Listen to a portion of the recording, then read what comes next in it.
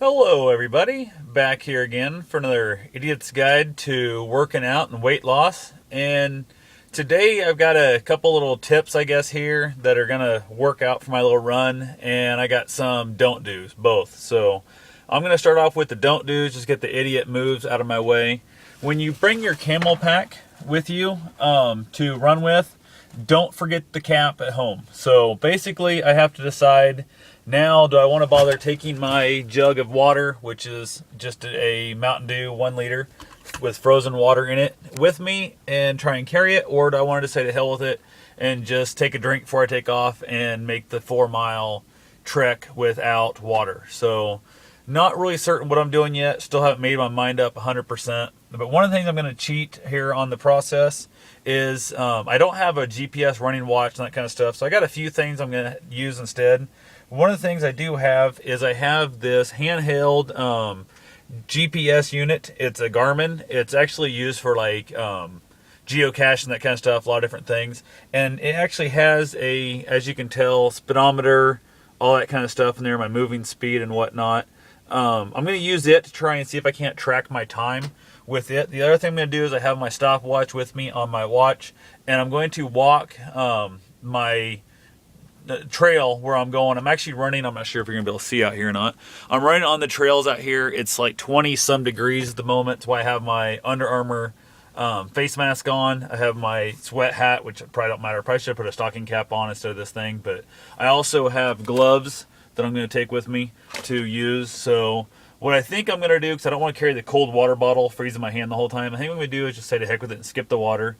But my plan is, as I go out, I'm going to take like my foot or a stick or something, and I'm going to walk the trail the first way out, and I'm going to mark every quarter mile or so. So the pace I need to be for my training is to take me 2 minutes, 45 seconds per quarter mile is what it should be. So I figure if I set my watch and just hit the reset button every time, my stopwatch, and every time I get to the quarter mile, I'm going to go ahead and look down, see if I'm at around 245 or not. And if I'm faster than that, I can slow down a little. If I'm slower now, I need to speed up. So I'm going to go ahead and do that process and see if I can't help keep myself on pace.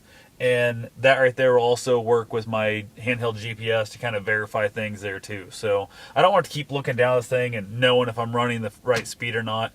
It's going to get annoying. So 5.4 mile an hour is what my goal is. 5.3 to 5.4, somewhere in there, and that's what I'm after. So out here on these nasty, muddy trails, don't know how much ice and snow I'm going to come into, because I know the trails that way, which is where I planned on running, have not been bladed at all. So I don't know if these have been bladed. It looks like they bladed at least a little bit on this direction, so I'm going to head that way instead and see what I come up with. So that's the biggest thing, I guess. The other thing I'm going to do on my walk to mark the trails, I'm going to enjoy myself a nice cigar along the way. So definitely, proper training, I guess, is out here in the cold weather, smoking a cigar, marking my trail out for every quarter mile spot. So anyway, that's what I know for right now. I'll talk to you guys when I get done. Have yourself a safe and wonderful day. Thanks for watching. Hello everybody, back here for my follow-up of my little run here I just did. I decided that it was just too darn cold out here to make it the full distance one-way walking, so I made it about a fourth the way, whatever, I guess, and then I'd marked off my quarter mile marks and decided that if I ran from there back to the van and then back to one of the marks, back to the van, then back to the far mark, back to the van, that would put me at the distance I needed to be. So I did that and it worked out pretty good for me. I was just getting real tired of walking the whole way over there. It was just way too cold out here. It's freezing my butt off. I also, after I made the little video, remembered I had my little Gym Boss timer with me. So I set that up to the 2 minutes, 45 seconds, so it would beep at me. So I'd know if it beeps before I get to that mark, I need to speed up. If it beeps after I get to that mark, I need to slow down a little bit. I ended up averaging, according to my GPS, I was a little ahead of every single mark, but once I was ahead of the first mark, then I had to slow down a lot to get caught back up to the next. So I kept, a little bit faster each time. But I realized the fact, let's say I was 10 seconds early, I'd have to slow down 20 seconds to be dead even. So, because I'm already 10 seconds past the thing. So definitely, it worked out for me. I was able to go ahead and get it all done.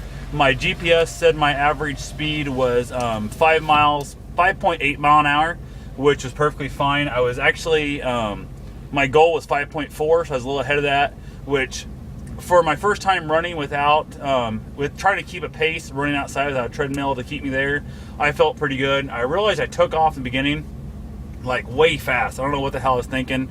I was at the far side. I think I was just super cold, and I was just really being a little bit of a bitch and wanted to get my blood flowing and that good stuff. So I took off like a bat out of hell. Looked down, I was running like 8 miles an hour.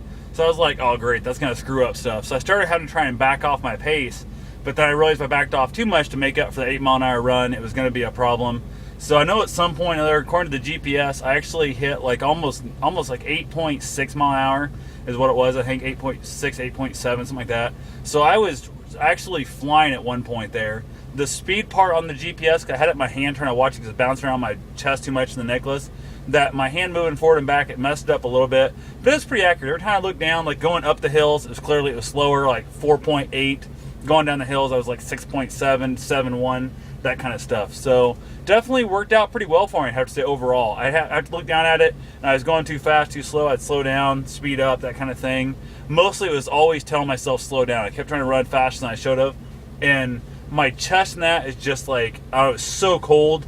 This jacket's not the greatest. It's like wind block jacket. If I'm gonna be out here running much in the cold, I've got to get more of an actual like windbreaker or something with like a plastic coating on it, because my chest is freezing. My legs aren't too bad. They're not horrible. They're not great. But my hands were cold. I need better gloves. Everything. My whole body just is in absolute. It sucks right now. So I decided I'm already all hot and sweaty and nasty.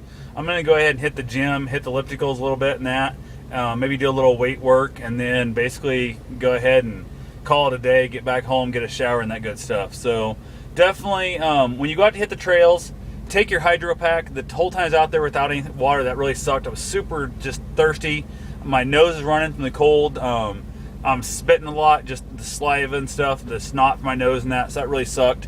But definitely just get yourself out there. I'm going to turn my heater on here, so the noise, even though I'm sweating like a pig, I know I've got a weird chill in my body, so I got to get some heat in me. So, but definitely bring your hydro pack right, bring a water drink, something like that, whatever. But the Gym Boss timer, like I said, I marked off quarter mile marks. That worked really, really well for me.